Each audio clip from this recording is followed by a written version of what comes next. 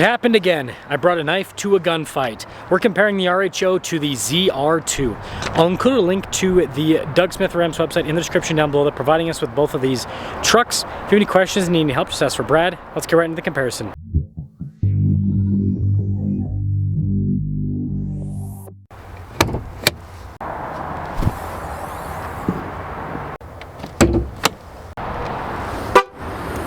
Powering the RHO is a twin-turbo 3-liter inline-6 that goes through an 8-speed automatic. It puts out 540 horsepower, 521 pound-feet of torque. Now the ZR2 can have two different engine options, the 3.0 diesel or the 6.2 V8. This one has the 6.2 V8. It puts out 420 horsepower, 460 pound-feet of torque. It goes through a 10-speed automatic.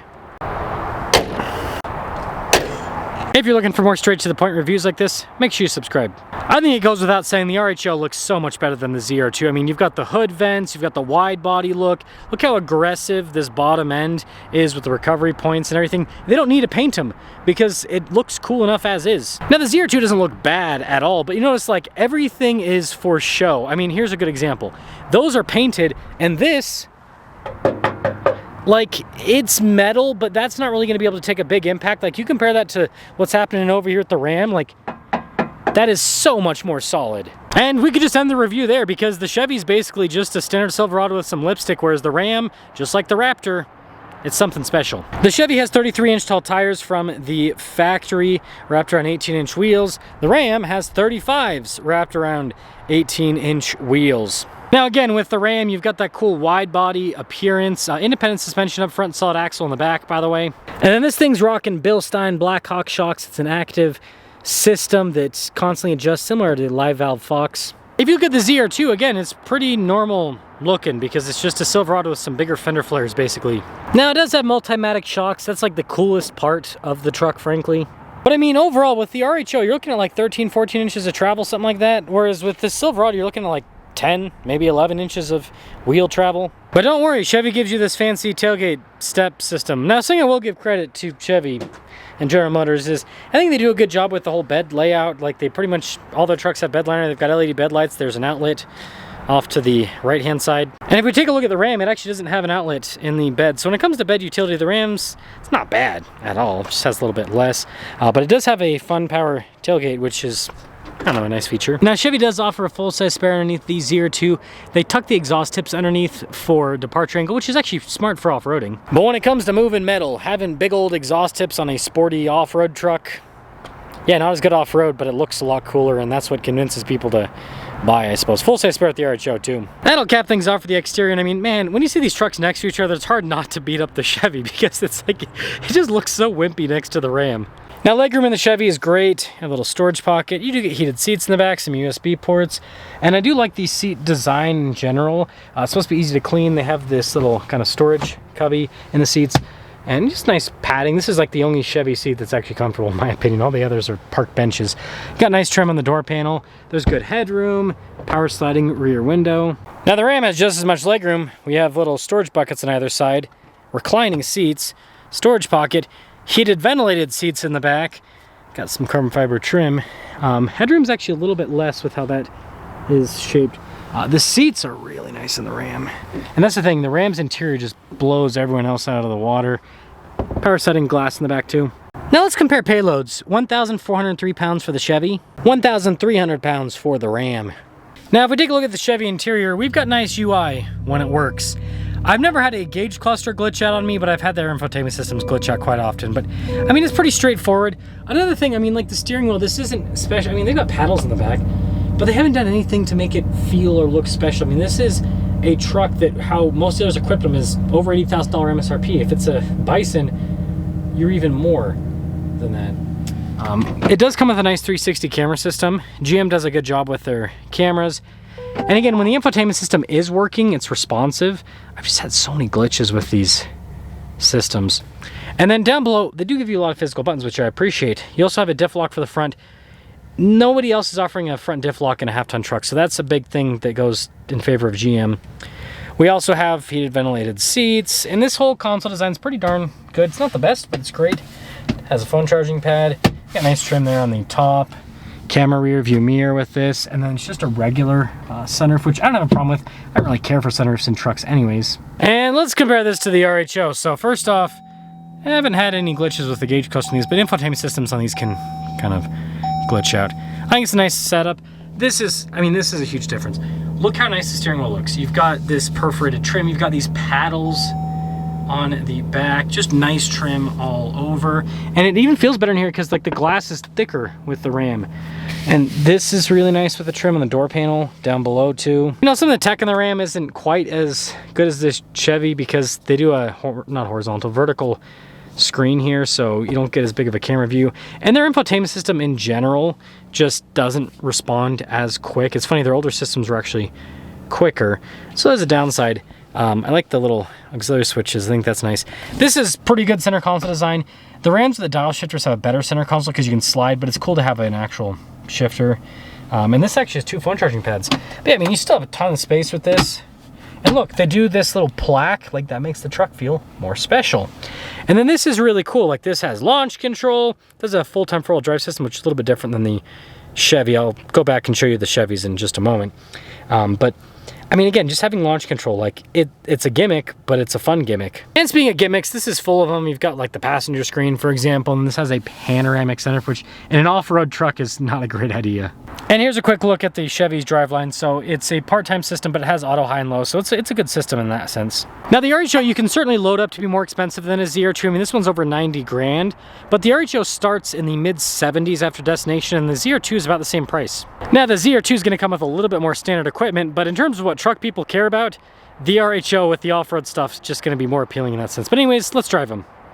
Oh man, I know that the GM crowd's gonna be upset at me for this one, but here's the deal. I have reviews like this, comparisons like this that are more critical. And the reason why I do this is not so that I'm not trying to decimate General Motors. I want them to be better. Here's the deal is I want, like, I have this like ideal view of the world where the automakers do what would be best for their customers rather than what they think would be best for them. And I think GM is one of the brands that has fallen so far off the mark at this point. Like there's so many things that they have done wrong over the last few years. And the thing that's really disturbing is, again, outside of the Corvette and the CT5V Blackwing, it doesn't seem like they get it. It doesn't seem like they understand that they need to have a major course correction with their vehicles. And this is one of the best examples. The fact that GM doesn't have a Raptor and RHO competitor is just, it's the dumbest thing ever. Like the best that you can get from GM is you can get one of these with the Bison package and the AEV outfit, and you guys know I'm a huge fan of AEV. But because the base truck is so expensive as is, once AEV adds all their stuff to it in 35s and everything, you're looking over $90,000. I'd much rather have that RHO at that price point. I'd much rather have a Raptor at that price point. With the Raptor, you get 37s. So, the base truck, like, this is fine to compete against a Ram Rebel. Engine's got good power. This is fine to compete against a Ford Tremor, but when this is their Halo truck, it's like, what are you doing? It doesn't feel like they're trying. And again, it has nothing to do, like, this truck doesn't drive bad. It's pretty comfortable. It doesn't have the thicker glass, so it's not as insulated as I'd like it to be, so you get more tire noise, more road noise. But overall, like, it's a nice truck. It genuinely drives well, it's comfortable, the power delivery is good when the engine's not blowing up, right? It's like, man, you can't do a 6.2 V8 reliably. That's so... Now, part of it's like modern emission stuff, but like it's disappointing. It's like if you can't build a reliable, if you can't make a V8 reliable, like you're in trouble, you know? So here's what it comes down to, and I'm bringing this up based on personal experience. Now, I'm not gonna say who this was, but a while back I had the opportunity to actually talk to someone that was, I can't remember their exact position at GM, but like they're pretty high up. Like they had a fancy title. That's all I'm gonna say. And I didn't talk to them for very long, but I seeing like a lot of the top people work at GM, like basically they're the type of person that thinks they know better than you. You tell them, you give them some bit of information, be like, hey, like if I, like hypothetically, if I said to this person, like, hey, Raptor competitor, no, that's not what the truck market needs. The truck market just needs, you know, a little bit of off-road stuff. People don't actually take their trucks off-road. I'm not saying that's obviously not everyone that works at General Motors. Again, just my experience with one particular person. But when I look at the vehicles, it's like, I think that's potentially more than that particular person, where you have these people that I think they fundamentally just do not understand. Like right now with GM, I don't think they understand what truck buyers want. I don't think they understand what a lot of the SUV buyers want. I think that, like I said, there's a few products, like the Corvette they do a good job with, the CT5V Blackwing. I do think they're full-size SUVs. They actually do a good job with those for the most part. They're a little bit too expensive now because they're more expensive than all the competition. That's a different topic. But like the bulk of their lineup, the pickup trucks and the SUVs, like the regular SUVs, it's just like they've lost the plot. They just don't have anything exciting. And then the stuff that they do have, it's just not all that great, you know, for this segment. It's like, why would I spend, again, we'll go drive the RHO, but it's like, wait, why would I spend 80 grand on one of these loaded up when I can get a Raptor or an RHO for the same amount of money? So there's so much stuff. Like GM needs a Raptor with the trucks, and they need to do like an off-road SUV too that competes with the Bronco and the Wrangler, like the Hummer. That's what the Hummer should have been, not a stupid electric car. Anyways, let's go pop into the RHO and sum things up. Man, feels good to be in a real truck. It does have auto stop start though, which is kind of lame, which turn that off. We don't need that crap. The seats are so much more comfortable in these Rams. And I always, every single time I talk about GM seats being uncomfortable, I always have someone chime in, over a long road trip, it's good, and I get it. But guess what? I've road tripped in Rams and in Fords, too, as well as GMs. And the Ram seats and the Ford seats are not only more comfortable right off the bat, even after a road trip, I still feel better. I don't have any back pain. I don't have any of that, no. Like, the seats are just better. That's the other thing, is like, GM just has some weird stuff going on. I want them to fix stuff. Like, I have never purchased, I've only purchased one GM product actually in my entire life, and that was the Camaro ZL1 1LE. Guess what? Another, like, basically race car, probably concocted by the, you know, Corvette team in their free time, because those guys are just, guys and gals are just awesome. But yeah, anything else like GM, and that should show you, like, the fact, like, I can buy cars for the channel, make videos on them, and like, I could probably make quite a bit of money if I bought a GM, because, you know, if I went and bought a Silverado and the engine blew up, I mean, that gets so many YouTube views. Are you kidding me? Get so many views. But guess what? I don't do it because I don't want to drive. I don't want to have to live with the trucks. It's so bad. This thing drives so well. Excuse me, I'm losing my voice a little bit. Yelled too much about the GM truck and now they're stealing my voice. I mean, this is just, the suspension's more comfortable, the seat's more comfortable, the engine, you know, even though it's not a V8, actually, it's smoother. And here's the deal, is Ram's bringing back the TRX, and so it's like, if you want a V8, you can get a crazy high-performance V8 from Ram with the Baja style.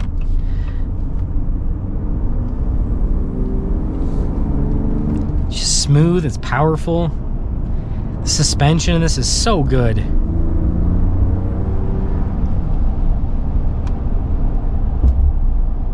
And again, with that thicker glass, there's wind noise with this, but it's still, it's insulated. I just don't, like, I compared the ZR2 to a Rebel the other day, and like, that's really what the ZR2 compares to. And the thing that's crazy is the ZR2 doesn't really drive better than a Rebel. And the Rebel just has standard Bilstein shocks. They're not fancy like the Multimatics.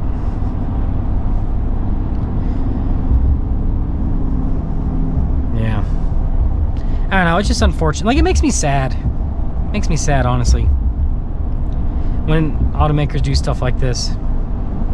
So, let me know which one you'd pick. I mean, I think it's obvious, right? I'd pick the RHO, I'd pick the Raptor over a ZR2 any day of the week. You know, and I was excited about the diesel for a while with the ZR2, but then once I started talking to people that have actually bought them and the people have had issues with it, it just, all the excitement's gone now.